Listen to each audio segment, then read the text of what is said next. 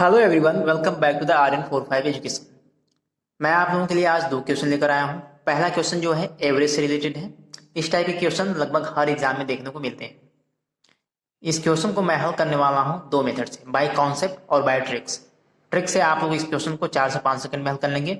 अगर आप लोग बाय कॉन्सेप्ट इस क्वेश्चन को हल कर देते हैं तो भी आप लोगों का क्वेश्चन जो है 10 से 15 सेकंड में हल हो जाएगा। देखिए कैसे हल करेंगे। सबसे पहले देखिए बाय कॉन्सेप्ट। एक बल्लेबाज अपनी 12वीं पारी में 63 रन बनाता है, जिससे उसके औसत रन में 2 रन की वृद्धि हो जाती है। 12वीं पारी के बाद उसका औसत रन क्या है, उसका औसत क्या है। ठीक है, औसत पूछा गया है तो ध्यान से देखिएगा। सबसे पहले 11वीं पारी की बात करते हैं, उसके बाद आएगी 12वीं पारी। ठीक है, तो मान लीजिए 11वीं पारी तक टोटल रन जो है एक्स है। 11वीं पारी तक टोटल रन कितने हैं, एक्स रन। तो 11वीं पारी तक औसत कितना हो जाएगा, एक्स बटे 11। यहां पे देखिए 12वीं पारी में 63 रन बना रहा है, तो यहाँ पे टोटल रन कितने हो जाएंगे। 11वीं पारी तक एक्स है तो 12वीं पारी में एक्स प्लस 63, ये क्या हो जाएगा, टोटल रन। ध्यान से समझिएगा, मैंने क्या कहा, 11वीं पारी तक मैंने मान लिया टोटल रन जो है एक्स रन है, तो एक्स बटे 11 ये क्या हो गया आपका, एवरेज। ठीक है, अब 12वीं पारी में 63 बना रहा है तो x प्लस 63 टोटल रन हो गए।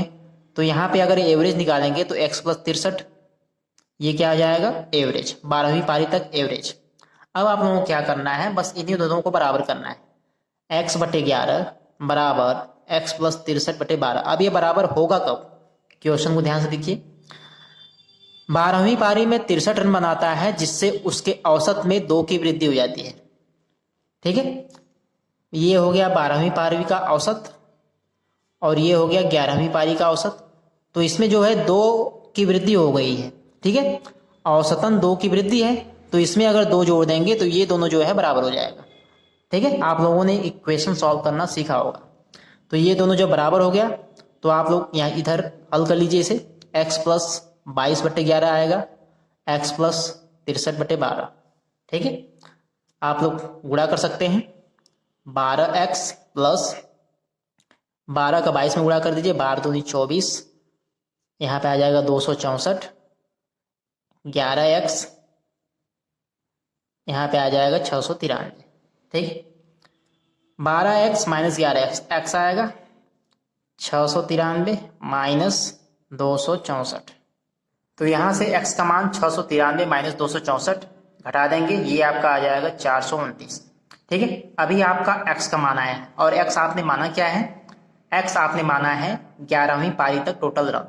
ठीक है, तो आप लोगों को निकालना है 12वीं पारी में, 12वीं पारी के बाद उसका औसत। तो 12वीं पारी के बाद उसका औसत कहाँ पे है, यहाँ पे है, x प्लस 63 बटे 12।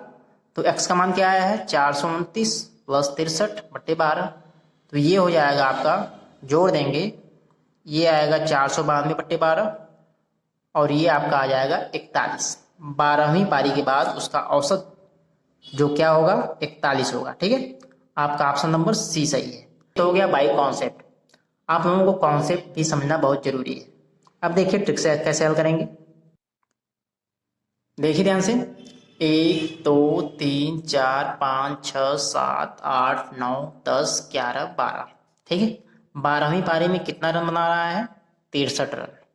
पूछा गया है 12वीं पारी के बाद उसका औसत। ठीक है, यहाँ पे दिया गया है 12वीं पारी में 63 रन बनाता है, जिससे उसके औसत में 2 की वृद्धि होती है। ठीक है, तो यहाँ पे जब 63 रन बनाता है तो औसतन 2 की वृद्धि होती है, यानी यहाँ पे भी 2 बढ़ेगा, यहाँ पे भी 2। ठीक है, यानी सब जगह 2 आपका बढ़ता जाएगा। ठीक है, यानी टोटल रन कितना बढ़ेगा, 11 गुणे 2 22 रन बढ़ जाएगा। ठीक है, बस आप लोगों को कुछ नहीं करना है, 63 माइनस 22 कर देंगे, 41 आएगा। ठीक है, तो यहां से भी आप लोग डायरेक्ट आंसर बता सकते हैं। 12वीं पारी के बाद औसतन 2 की वृद्धि हो गई है। ठीक है, यानी टोटल रन कितने बढ़े, 11 दूनी 22, तो 63 माइनस 22 कर देंगे, आपका आंसर निकल जाएगा 41। ये है ट्रिक से।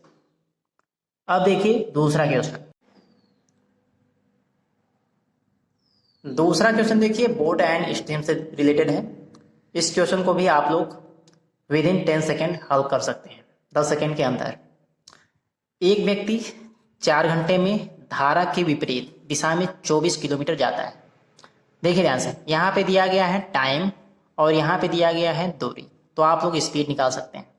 धारा के विपरीत, धारा के विपरीत ध्यान से देखिएगा, धारा के विपरीत जो होता है बी माइनस सी लिखते हैं। इसका मतलब क्या हो गया, नाव की चाल माइनस धारा की चाल।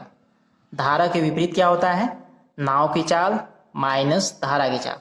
तो यहाँ पे धारा के विपरीत चाल क्या हो गई, 24 किलोमीटर बट्टे 4 कर देंगे तो ये आपका चाल निकल जाएगी, 24/4। आप लोगों को स्पीड निकालना है, धारा के विपरीत चाल 24/4 बराबर बी माइनस सी। तो यहाँ से बी माइनस सी बराबर आएगा 6 किलोमीटर प्रति घंटा। ये हो गई धारा के विपरीत चाल। ठीक है, अब देखिए यहाँ पे दिया गया है और 4 घंटे में धारा की दिशा में 72 किलोमीटर जाता है। अब धारा की दिशा में कह रहा है, तो धारा की दिशा में कर बी प्लस सी करते हैं। धारा की दिशा का मतलब नाव की चाल प्लस करंट की चाल, धारा की चाल। तो यहाँ पे 72/4 कर देंगे। ठीक है, तो यहाँ पे आ जाएगा 18 किलोमीटर प्रति घंटा। ये हो गया आपका धारा की दिशा में, ये हो गया धारा के विपरीत। दोनों को जोड़ दीजिए, B plus C B minus C, B plus C plus B minus C, 6 + 18 24, C cut जाएगा, 2b बराबर 12, 2b बराबर 24 आएगा और b का मान आपका आ जाएगा 12 किलोमीटर प्रति घंटा। b मतलब नाव की चाल, नाव की चाल मतलब 12 किलोमीटर प्रति घंटा आ गई।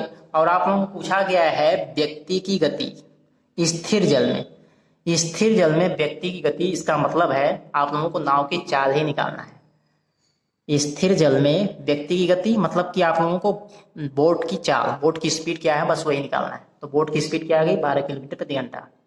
ठीक है, तो ये थे 2 क्वेश्चन जो कि आपके एग्जाम के लिए काफ़ी इंपॉर्टेंट है। ये दोनों क्वेश्चन लगभग सभी एग्जाम के लिए काफ़ी इंपॉर्टेंट है। अगर आप लोगों के सामने ऐसे क्वेश्चन आते हैं तो आप लोग 10 सेकेंड के अंदर हल कर सकते हैं। तो अगर आप लोगों को आज के ये 2 क्वेश्चन पसंद आया तो वीडियो को लाइक करिएगा और चैनल को जरूर सब्सक्राइब करिएगा। तो मिलेंगे नेक्स्ट वीडियो में कुछ और इम्पोर्टेंट क्वेश्चन के साथ, तब तक के लिए धन्यवाद।